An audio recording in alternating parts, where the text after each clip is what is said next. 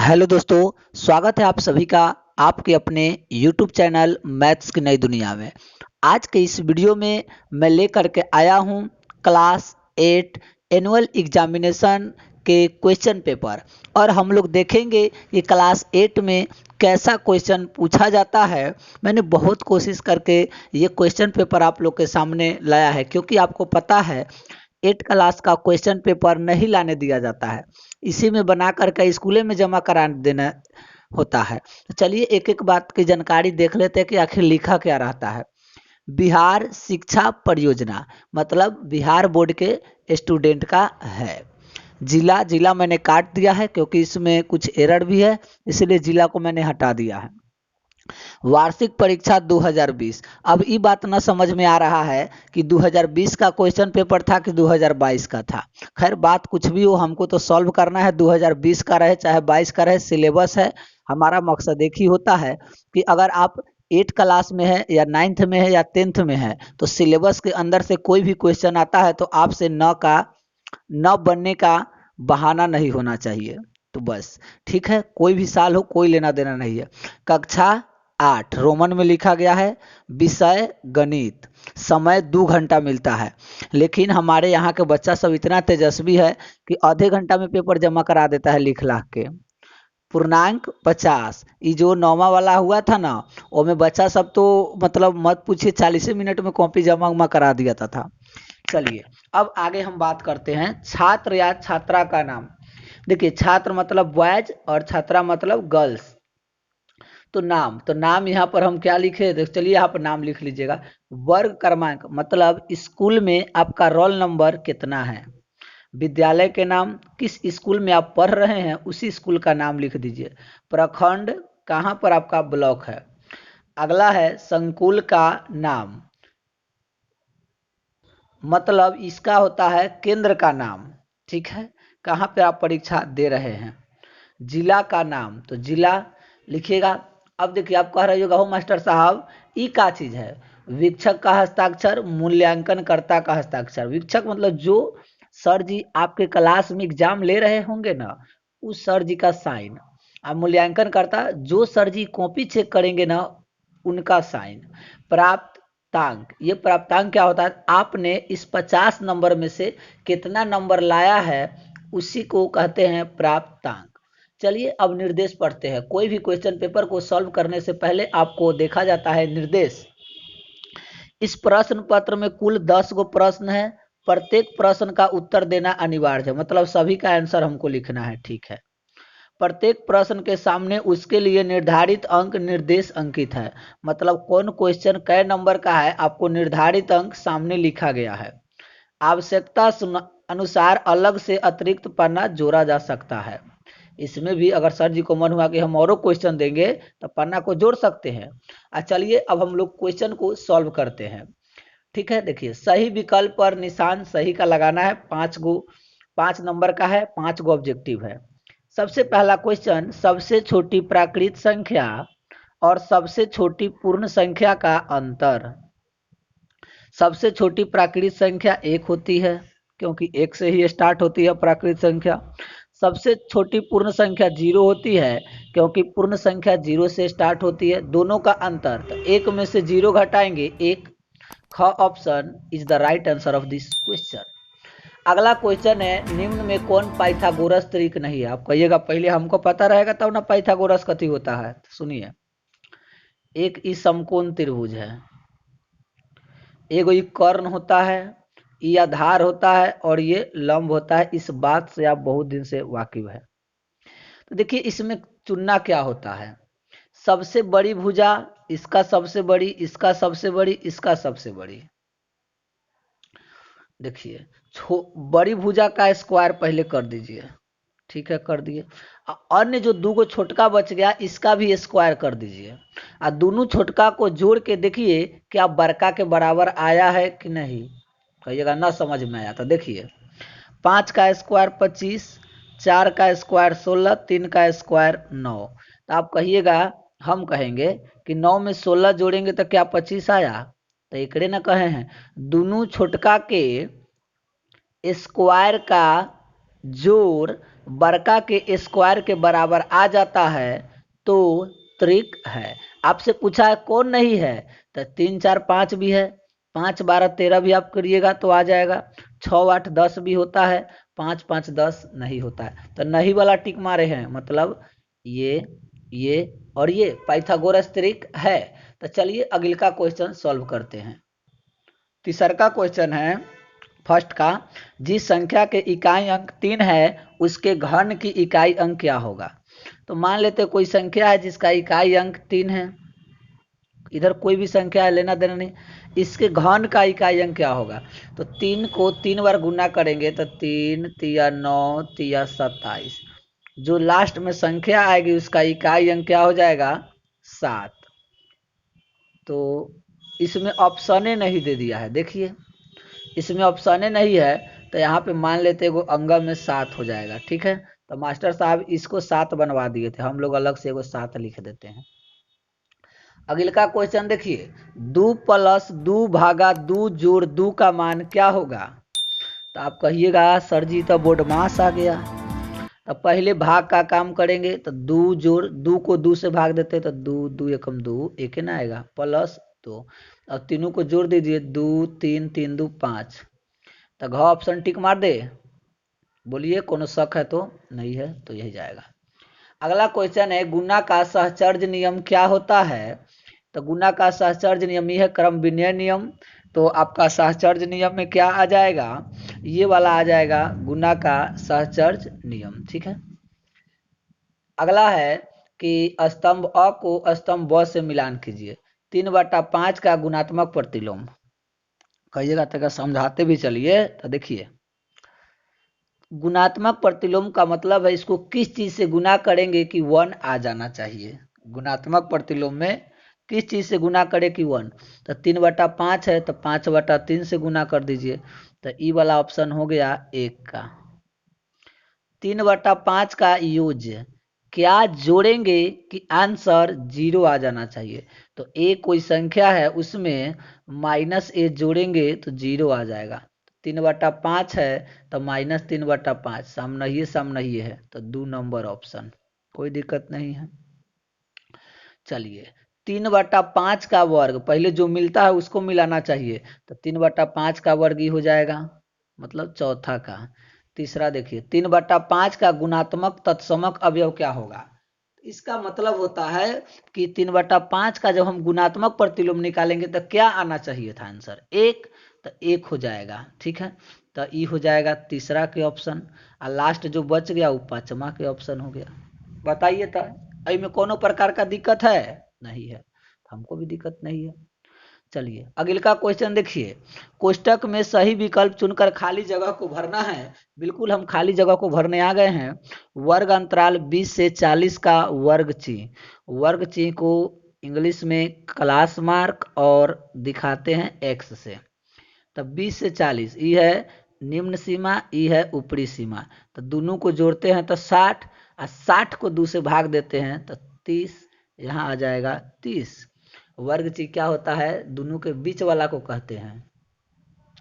अब देखिए 64 का घनमूल क्या है, ऑप्शन दिया है 4 है कि 8 है। तो देखिए घनमूल कहा है तो मतलब 3 गो का जोड़ा लगाना होता है। तो बताइए हम 4 को 3 बार गुना करेंगे तो 64 आएगा कि नहीं।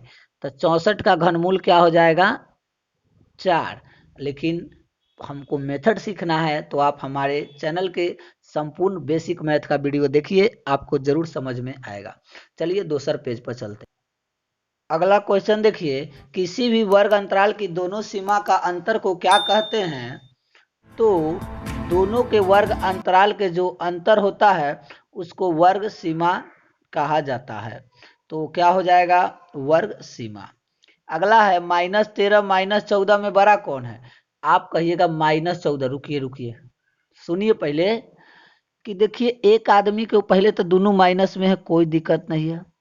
माइनस का मतलब हमारे हिसाब से समझिए कर्जा, एक गोरा के ऊपर 13 रुपया कर्जा है, एक गोरा के ऊपर 14 रुपया कर्जा है, तो धनी कौन होगा। कहिएगा दोनों कर्जा लिया है, लेकिन एक गोरे कम कर्जा लिया है तो वो धनिक हो गया। तो -13 बड़ा है, बड़ा पूछा है। सम संख्या का घन क्या होता है? तो सम संख्या का घन 100 में होता है। कैसे? तो 2 का घन निकालिए, तो 2 का घन 2 दूनी 4 दूनी 8, 4 का घन निकालिए, 4 चौके 16, 16 चौके 64, 8 के घन निकालिए, 8 हटे 64 हटे 512। ठीक है, 12 का भी निकाल लीजिएगा आप लोग। तो ये देखिए सब क्या है? सम संख्या है। ठीक है, अगला क्वेश्चन है कि नीचे दिए गए प्रश्नों के उत्तर बगल के बॉक्स में भर देना है। चलिए, किसी पंचभुज के सभी बाह्य कोणों की मापों का योगफल क्या होता है?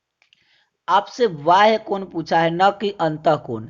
चतुर्भुज हो, त्रिभुज हो, पंचभुज हो, खष्टभुज हो, अष्टभुज हो, उसके बाद 50 को भुजा वाला काहे ना हो, सबके बाह्य कोणों का योग, किसी भी बहुभुज के बाह्य कोणों का योग 360 डिग्री होता है। ठीक है, 9.3 गुना 10 के पावर -4 का सामान्य रूप। तो देखिए 9.3 और 10 के पावर -4 को 1/10 के पावर 4 लिखेंगे तो कोनो दिक्कत? इसको भी हम भिन्न में चेंज करेंगे तो 10 क्या आ गया? ऊपर आ गया 93 और नीचे आ गया 10 के पावर 5, मतलब 93/10 के पावर 5 आ गया। अब 5 अंक के बाद दशमलव लगा दीजिए, तो 1 2 3 4 5, 5 अंक के बाद दशमलव हम लगा देंगे तो क्या हो जाएगा? 5 अंक के बाद दशमलव लग गया तो हो जाएगा 0.00093 हो गया। 1 माइक्रोन क्या होता है? 10 के पावर -6। 0.00235 का मानक रूप क्या है? तो मानक रूप का भी अगर आपको वीडियो देखना है ना, तो यही वीडियो के नीचे डिस्क्रिप्शन में लिंक दिया गया है, आप जाके देख सकते हैं। फिर उस क्वेश्चन का आप जवाब हमको दे के जरूर बताइएगा, कमेंट करना है। अगला क्वेश्चन, सलीम बल्ला 20% की बट्टे पर 400 रुपया में खरीदता है, तो बल्ले का अंकित मूल्य बताइए। 5 नंबर का क्वेश्चन है, इज्जत से इसको बनाना है, इज्जत से 5 नंबर लेना है। देखिए, तो हम यहाँ पर लिखते हैं क्या? माना कि बल्ले की कीमत बराबर x रुपया, 20% छूट है। तो देखिए 20% छूट है, तो 20% x का 20%, तो x गुना 20/100, मतलब ये कट गया 2 पंचे, x बटे 5 रुपया छूट आ गया, इतना रुपया छूट मिला। तो बल्ला दिया कितना में? तो बल्ला दिया x माइनस x/5 रुपया, इतने में ना दिया। x रुपया का बल्ला था दाम, x/5 छूट दे दिया, तो बल्ला का कितना में दे दिया? 400 रुपया। हमको बल्ला का अंकित मूल्य ये है हमारा। तो देखिए इसको जब एलसीएम निकालेंगे तो 5 5 x माइनस x बराबर 400, तो क्या हो जाएगा? 4x/5 बराबर 400। सही है ना? हाँ एकदम सही है। इससे ही कट जाएगा 100 बार में, x का मान 500, मतलब बल्ला के जो दाम था 500 रुपया था, लेकिन उस आदमी को 20% छूट दे के 400 रुपया में दे दिया। अगला क्वेश्चन है कि भाग दीजिए और भागफल तथा शेष बताइए। तो इस भागफल वाले क्वेश्चन को मैं एक अलग वीडियो में बनाऊंगा, क्योंकि आपको भाग में बिल्कुल आसान तरीकों से सिखाऊंगा। चलिए अगला क्वेश्चन देखते हैं। अगला क्वेश्चन है, सर्वसामिका के उपयोग से 6.5 के स्क्वायर का मान निकालिए। तो देखिए अढ़ाई अढ़ाई नंबर का 2 क्वेश्चन है, अढ़ाई नंबर का ई है, अढ़ाई नंबर का ई है। ठीक है, देखिए कि 6.5 का स्क्वायर है, क्या मैं इसको लिख सकता हूँ 5 जोड़ 1.5 का स्क्वायर? आप कहिएगा जी सर। आपको मन होगा 6 जोड़ 1.5 करने का, वो आप कर सकते हैं। सॉरी 6 जोड़ 0.5, तो चलिए 6 जोड़ हम 0.5 आपको करके दिखा देते। इसको a मान लीजिए, इसको b, a प्लस बी का होल स्क्वायर।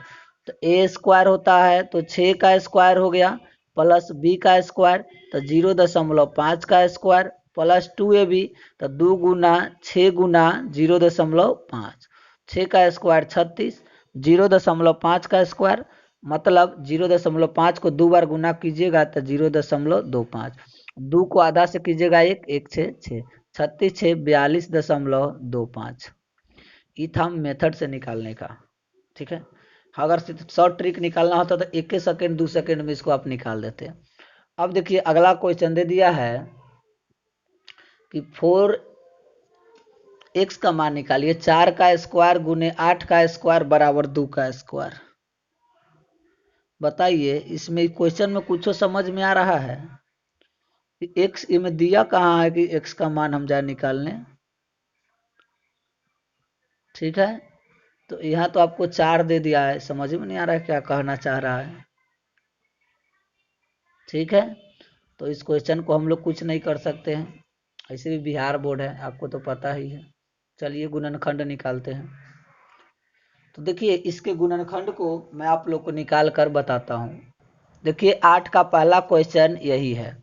तो देखिए इस प्रकार के गुणनखंड में ये है कॉमन वाला कि दोनों में कुछ ना कुछ कॉमन मिल रहा है। तो हम कैसे समझेंगे? तो देखिए 7a स्क्वायर बी को हम लिख सकते हैं 7a इंटू बी, और 14ab स्क्वायर को लिख सकते हैं 7 गुना 2 गुना a Guna b Guna b।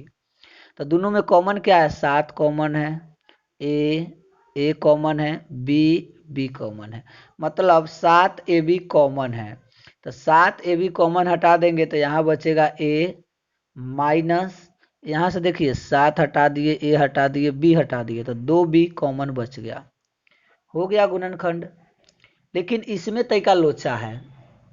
देखिए इसमें क्या होता है कि मिडिल टर्म को ऐसे तुरना होता है कि इसको गुना करने पर फर्स्ट इंटू लास्ट, यानी कि पहला को लास्ट से गुना करेंगे तो ये 5x को ऐसे तोड़ना है कि गुना करने पे इतना आ जाए और जोड़ने घटाने पर 5 आए।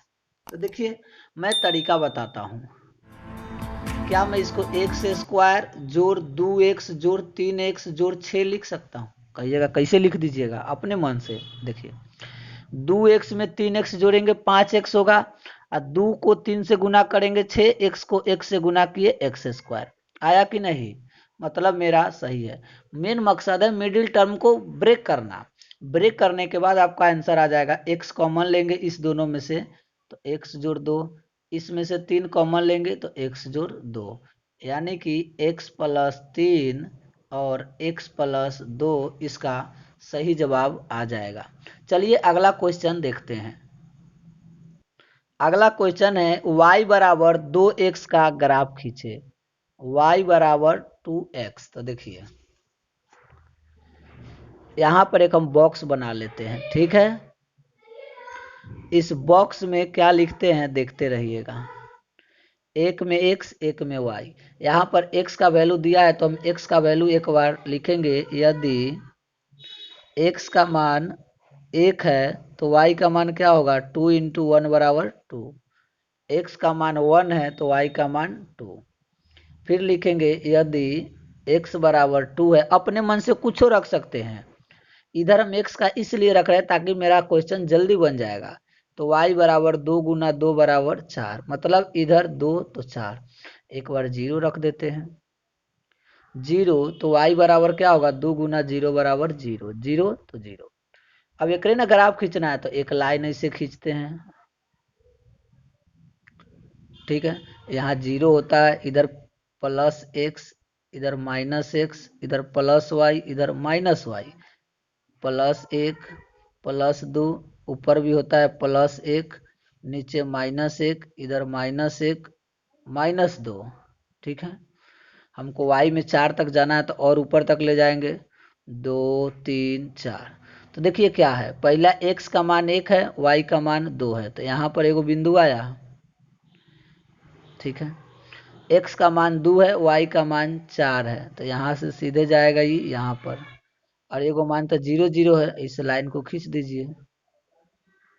हो गया, समीकरण का नाम लिख दीजिए y बराबर 2x। ये वाला लाइन नहीं है, आपको पेंसिल से बनाना है।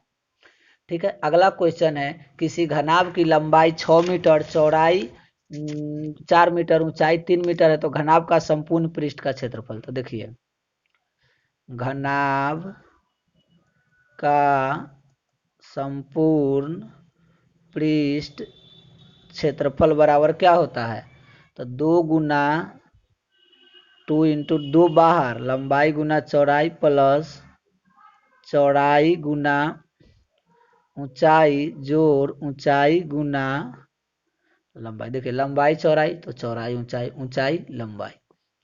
दो लंबाई कितना है 6 है, चौड़ाई 4 है, 3 है। तो 6 गुना 4, चौड़ाई 4 गुना ऊंचाई 3, ऊंचाई 3 गुना लंबाई 6। 2 6 चौके 24, 4 तिया 12, 3 छके 18, 12 18 30 में 24 जोड़ेंगे तो 54, 54 दूनी 108 मीटर में है। तो यहाँ पर हम लोग लिख देंगे क्षेत्रफल है तो वर्ग मीटर हो जाएगा। तो इस तरीके से हम लोगों ने सारे के सारे क्वेश्चन बिल्कुल जोरदार और अच्छे ढंग से सॉल्व कर लिया। मैं आशा करता हूं कि यह वीडियो आप लोग को बहुत ही हेल्पफुल होगा। तो वीडियो को शेयर कीजिए और लाइक कीजिए, एक छोटा सा प्यारा सा कमेंट कीजिए और चैनल को सब्सक्राइब जरूर कर दीजिए। फिर मैं आपसे मिलता हूं नेक्स्ट वीडियो में, तब तक के लिए आप लोग का बहुत बहुत धन्यवाद।